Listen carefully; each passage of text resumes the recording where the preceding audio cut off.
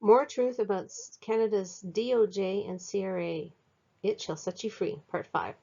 This is a part of a series that I've been asked to narrate to bring light to what's been happening at the CRA and the DOJ.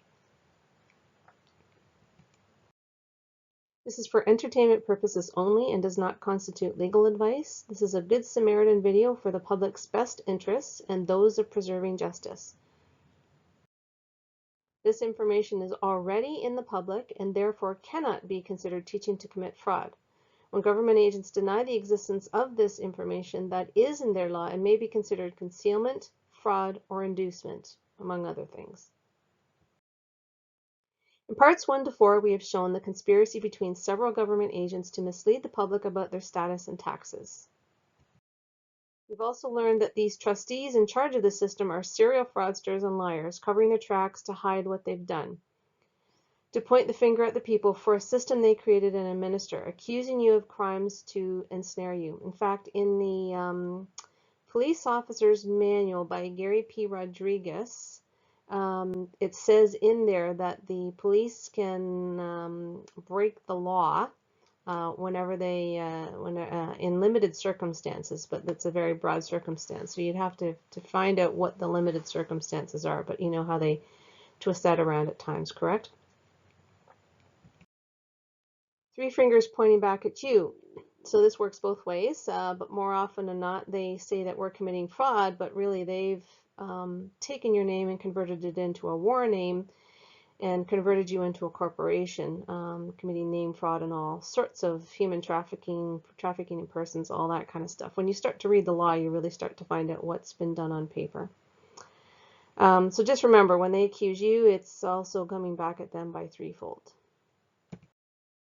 Psalms 9:16. The Lord is known by the judgment which he executeth. The wicked is snared in the work of his own hands. And that's exactly what's happened with CRA here. They're being caught in their own lies and fraud. As we've seen, the Canada Revenue Agency clearly perjures themselves and misleads the public on their website, contrary to what the ITA includes. Since this series has begun, several Department of Justice and Canada Revenue Agency agents have resigned or have been fired. There's a lot of them that don't even want their name anywhere near this. This is how big this scandal is. Bob Hamilton, who's the new commissioner of CRA, who is replacing Andrew Trush, whose whereabouts are unknown now, is no longer putting his name on assessments. This is how serious this has become. And it has been discovered that the CRA agents that issued these fake RTPs, aka what banks and companies are receiving these RTPs, assume they are court orders, which they're not, and there's case law that supports that. These guys actually personally keep all the money they collect, and this is outrageous that they're allowed to continue to do this, and it's considered completely unjust enrichment, which is in the criminal code. And they have been collecting, should be collecting, millions from people, leaving them homeless, starving, unable to obtain medical care, ruining families, stealing from disability and pension holders that barely survive it as it is. I heard one story, someone was only receiving $900 a month because they had a very serious car accident, back injury, etc.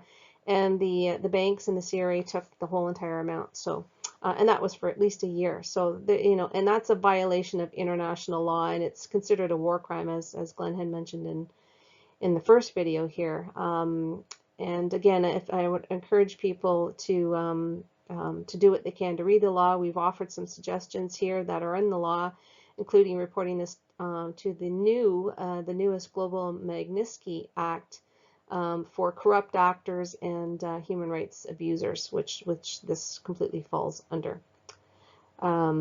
Steal from disability. Okay, we've read that. Many at 50% or 100% garnishes. That's inhumane. Sunny Apave, a CRA agent from Calgary, Alberta, told one victim that the banks decide how much to garnish. And the bank told them when they approached the bank that the CRA demands the amount. So between the two of them, they're passing the buck. But technically, we know it was actually on the Bank of Canada website that the Canada Revenue Agency is actually a private collection agency for the Bank of Canada and the private banks. In the Tax Operation Manual, TOMS, Section 19, subsection 15, and then Section 5.2, subsection 1, used by the CRA to assess penalties, the footnote second from the bottom of the page. Now, this is important for the DMERA clients filing a claim and complaint.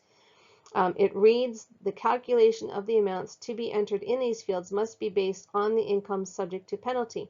So we've seen in the previous videos that all they did was file expense claims. They weren't adjusting income amounts or understating income because that had already been paid in the previous year by a lot of these victims. And so this is just outlines how much their fraud in this. And again, remember the DMERA and fiscal clients submitted expense claims for review, not income. Income and taxes had already been paid. Misrepresenting facts to the public to induce them to act in violation of the law and the ITA, then punishing them for it, is in itself prima facie evidence of criminal behavior. Inducement is legally defined in the Business Dictionary as persuasion by enticement, threat, or urging to commit a crime or pursue a particular course of action. When the CRA keeps victims in courts for years without hope of an end or remedy, and they often do that, so they appeal these things, or they file in an act of paper terrorism, as far as I'm concerned. Sometimes there's 600 pages these victims are asked to be going through, and they're like a couple days or the night before court is supposed to happen, not giving them enough time to respond, and the CRA is expecting them to file a full factum on them or a response. And this is called barratry in the law. Barratry in admiralty law is fraud or gross negligence of a ship's master or crew at the expense of its owners or users. Didn't we learn from earlier videos that the CRA is engaged in piracy? We're collecting money from victims for their prizes and awards fund. Well, we just learned now that it actually doesn't just go into the prizes and awards fund. It goes into the private pockets of these CRA agents issuing these RTPs.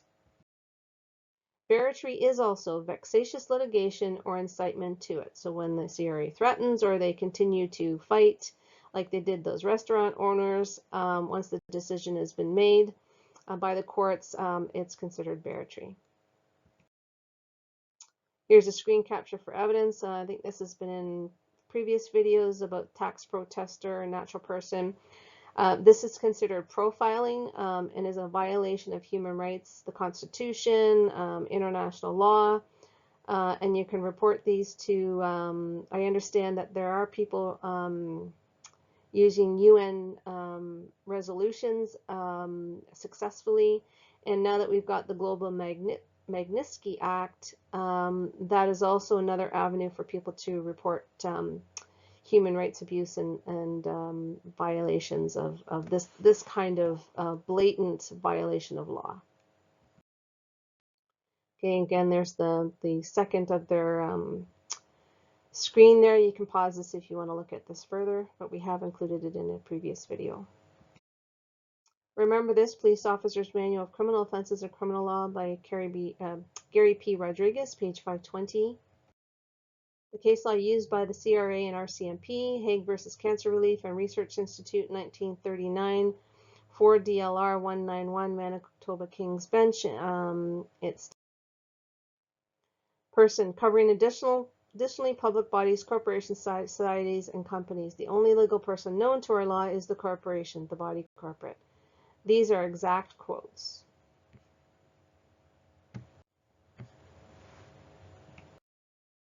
Anytime a government agency refuses you relief or remedy in their law, they act outside of the people's trust and are in statutory and criminal breach. And some could be considered that if it's a law that's assented by the Queen, which some of them aren't, if they're in square brackets, they generally aren't, it's treason. So that's coming to light as well. They state you are a beneficiary receiving rights, duties, and obligations and benefits. But did you know that if just one beneficiary disagrees or doesn't consent, they cannot enforce the trust rule? And this is why they use force and intimidation to try to get you to sign so that you can be surety and guarantor. And if they are saying you are the beneficiary, then that makes them the trustee and committing breach of trust when they refuse relief. The government and tax agencies regard your use of their stuffed private bankers' money as operating as one or multiples of the following: agency, franchise, agent, co-trustee, co-beneficiary, criminal, enemy, traitor, servant, slave, chattel, ship, cargo, POW, surety, guarantor, grantee, grantor, settlor, executor, child, idiot, debtor, fair game, and more. And you see how they've tightened up the language, so there's really not much room to move. With so many personas to choose from, it's no wonder people are confused. You should know there are remedies for each and every role you choose to play. Government and God's laws state they are required to give you relief. So if they fail to do that, they're an insurrection against multiple statutes, treaties, acts, international law, trust laws, etc., treason, and this includes judges, court personnel when they refuse to file your documents. That's happening in Canada quite a lot. And we're also finding that some of these judges and clerks, they don't understand the paperwork because a lot of them don't read the law. And so when you're filing this paperwork, I think probably the best thing to do is get them to confirm that they've read and understood the law. And if they can't, if they haven't, or they don't say they have, that there's no reason why they shouldn't be filing your stuff. They're basically admitting that they're incompetent at their job, and they should actually be removed. So, and can be regarded as treason against the people, God, and Queen. Well, we just mentioned that actually. In the Canadian Judicial Handbook, it states that law from Britain and other Commonwealth countries can be included in your arguments, including the U.S. An agency franchise, in accordance with 26 U.S.C. Section 7701, subsection A, Section 26, all tax forms are franchises through the activity of a trade or business, as the functions of a public office includes licenses and benefits. So when you tie that into the police officer's manual, it just confirms the same thing. And there's also in the Canadian Evidence Act, the Securities Commissions Act, there's all kinds of references where you could see that the individual or person is defined. Were you aware that you were working as a franchisee for the government without compensation or wages? This doesn't even include debtor, guarantor services you provide for upholding the debt. As mentioned in Part 4, trustee beneficiary, a citizen of the United States is a civilly dead entity operating as a co-trustee and co-beneficiary of the PCT, which is Public Charitable Trust, the Constructive Cestui Trust of the United States, Inc., under the 14th Amendment, which upholds the debt of the USA and US Inc., Congressional Record, June 13, 1967, page 15641 to 15646. And see the James Bond movie Spectre, where this slide has been in a few times here. I've also read that in the British Columbia, the 2018 British Columbia Vital Statistics Act and the 1960 Ontario Vital Statistics Act, it defines the state as United States of America and District of Columbia. So there's absolute proof that Canada is the 51st state, or 52nd now, I guess. I'm not sure what's, but we're definitely part of the United States. Enemy. So surname is defined as name de guerre, which is a war name, which they've taken your war name and your trade name as that. And a mixed war is one in which is made on one side by public authority, which aka government, and on the other side by mere private persons. Loan Association versus Topeka, 20 Wall, 655, 1874, to lay with one hand the power of the government on the property of a citizen, and with the other to bestow it upon favored individuals, like banks, to aid private enterprises and build up private fortunes, is nonetheless robbery, because it is done under forms of law and is called taxation. This is not legislation. Tax, a pecuniary sum extracted, I like that word, extracted, under authority of law. Well, we think it's authority, but it's not. It's just de facto authority, and used only for the support of the government and not citizens.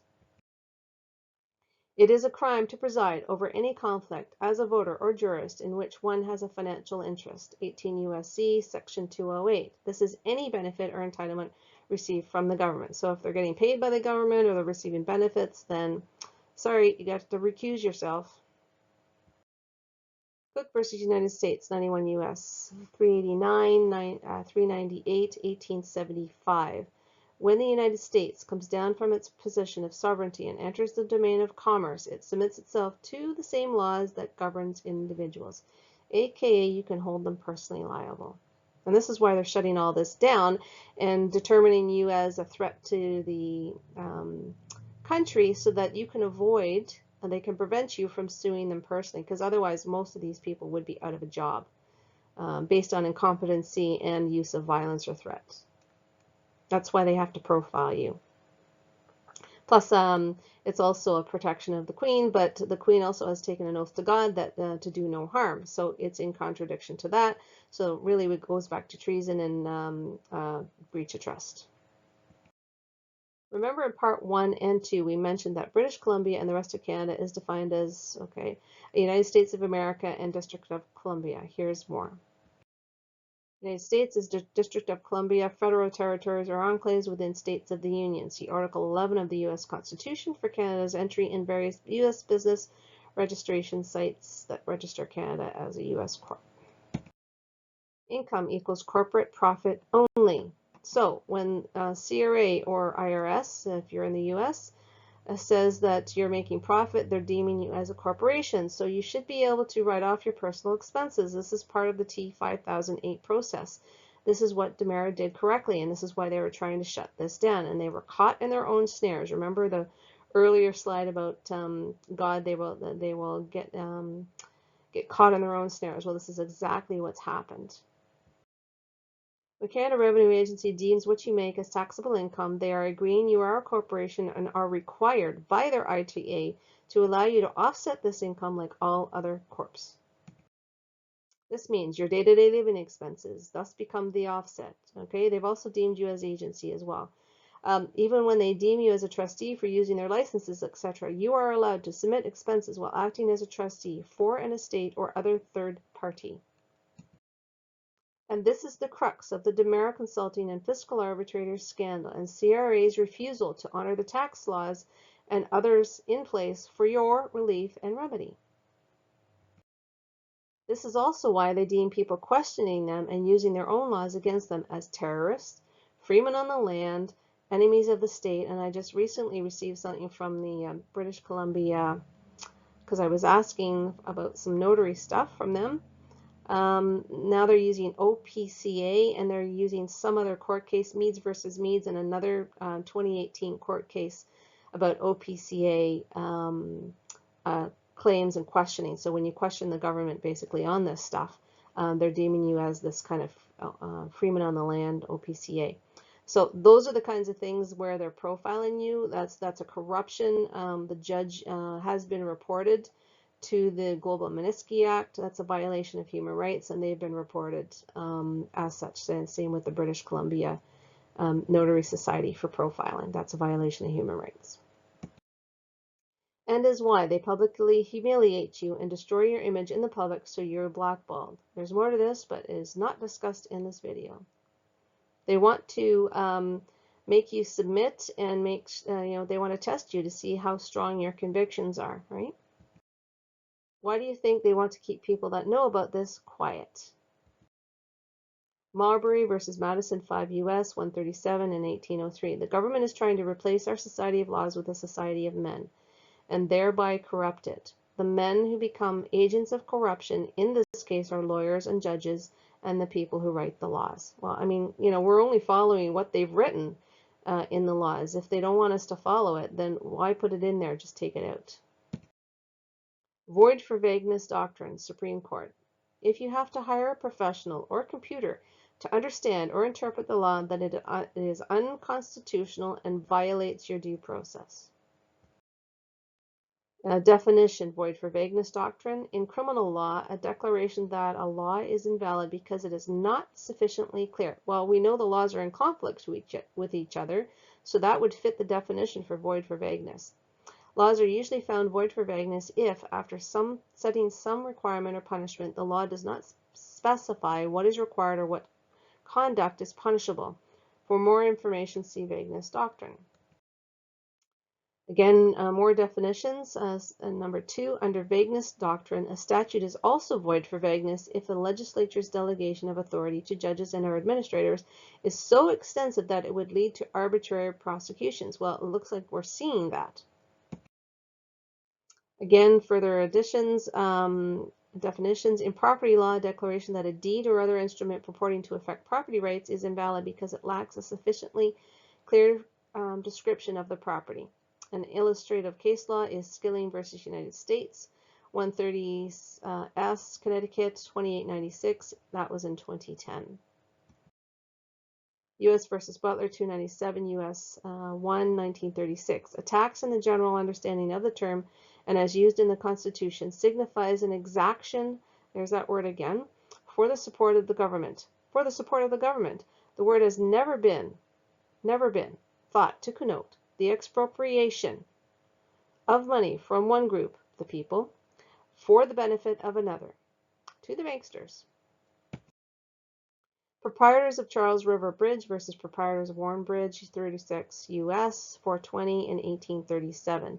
It is a fundamental principle of the common law of England that the term freeman of the kingdom includes all persons, ecclesiastical and temporal, incorporate, politique, or natural. It is part of the Magna Carta 2 INST 4 and is incorporated into our institutions. Again, proprietors Charles River Bridge versus proprietors of Warren Bridge. No man shall be taken. No man shall be diseased. Diseased means stolen from. Remove their property removed without due process of law. Well, we know that. They're not even signing court orders or judgments or any of that sort of thing. It's just a rubber stamp, which is not technically by the securities law, is not a valid instrument. Is a principle taken from the Magna Carta and is made inviolable by the federal government. But they don't violate this when they jail you without a court or process, like they are doing with many self-litigants. Sovereigns who refuse to continue to work for a private enterprise scheme for free. Isn't the basis for the Freeman movement really about those rebelling against tyrannical authorities who have all your rights and property seized for their private dishonest gain or enrichment in the criminal code, which technically is human trafficking, enslavement, and usury on a worldwide scale originating from the Vatican?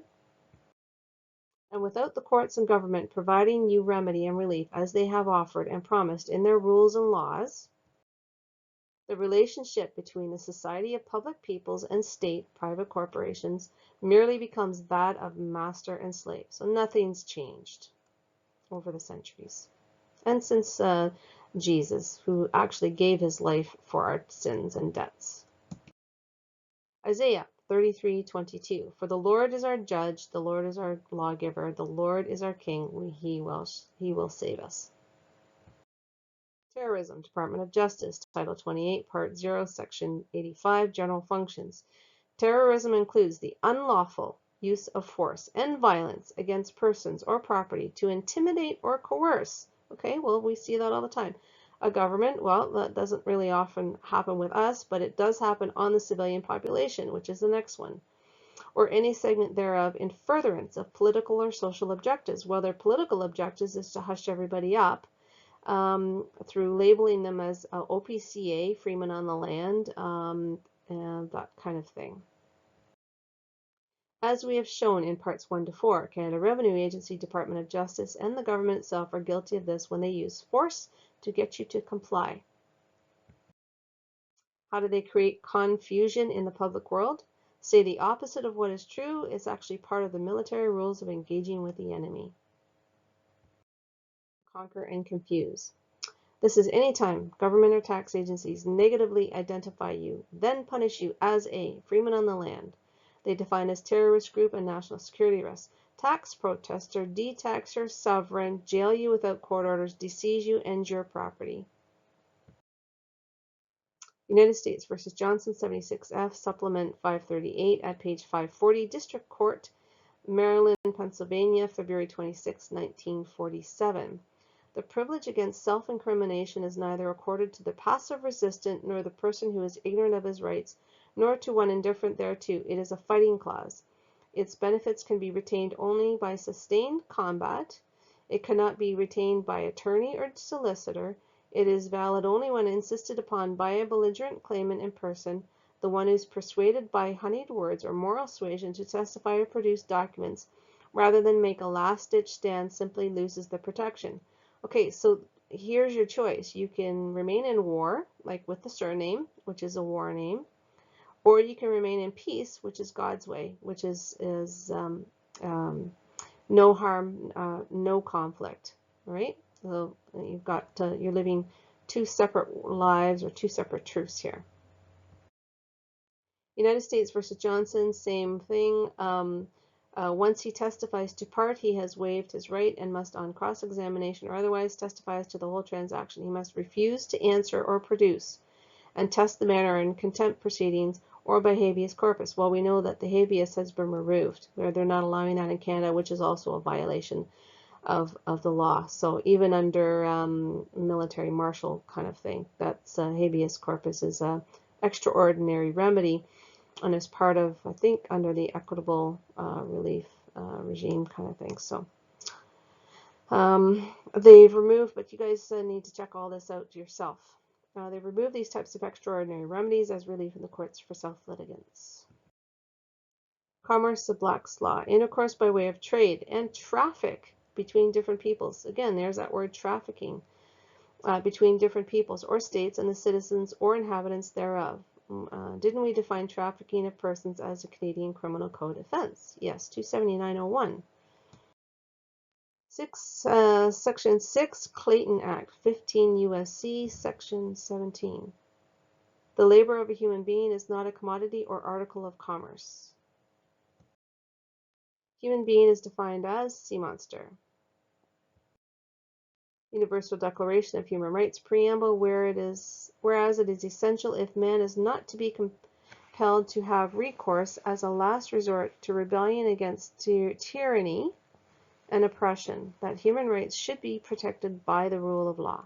There's should, doesn't say must or, there's no imperative there, but it says should. In Canada, Roman civil law is the basis of law, when we know how brutal they are, aside from God's law. Do you remember how, do you remember how brutal the Romans were towards the people who followed Christ because they wouldn't be their bondsmen or slaves? Seems like history is repeating itself. Leviticus 25:42. For they are my servants, which I brought forth out of the land of Egypt. They shall not be sold as bondmen. That's exactly what's happening. There's case law that says that the people uphold the debt of the United States. Aren't you issued a birth certificate on bond paper? Aren't you surety for the fiction every time you sign? Aren't those of you that have discovered this truth being persecuted like Christ, hunted, jailed, deceased, publicly humiliated, defrauded? Absolutely. Law enforcement, intelligent process, government threat list by group. This is very interesting find. Number 13 is Christian identity. They certainly don't want you leaving the bondservancy and discovering Christ and discovering the truth. This is why they're destroying all the original 1611 King James Bible. There's a lot of stuff in there, and I have actually seen that. It has the Freemason symbols in there in that Bible, so interesting. And you thought you were free from bondage. Are you ready to evolve from this lower consciousness yet? Please send donations to Glenn, engineerwin@hotmail.com. Send Bitcoin by mail, PayPal, or to his address there. I won't read it because it's quite long. Or to the above email address through PayPal. Like this video, share this video, and tell others. Some good information in here that will help a lot of people. And that's why we're doing these videos, is to help bring the truth to the surface and unslave the planet. Thank you for taking action. This is public notice.